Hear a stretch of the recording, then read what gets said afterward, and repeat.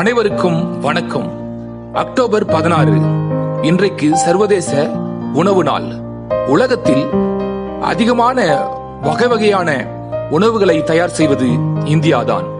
அதே சமயத்தில் அந்த உணவுகளை அதிகமாக பாழாக்குவதும் இந்தியாவுதான். உலகத்தில் 79.5 கோடி மக்கள் உணவில்லாமல் ஊட்டச்சத்து இல்லாமல் வாழ்கிறார்கள். அதிலும் 20% இந்தியாவில் வாழ்கிறார்கள். அதாவது இந்தியாவில் பிறக்கும் 5இல் 1 குழந்தை ஊட்டச்சத்து குறைபாடு பிறக்கிறது. தெளிவாக சொல்ல போனால் 20 லட்சம் குழந்தைகள் ஒரு ஆண்டுக்கு மரிக்கிறது. எனவே நம்மிடம் உள்ள உணவுகளை பிறருக்கு பகிர்ந்து கொடுத்து வாழ பழகுவோம்.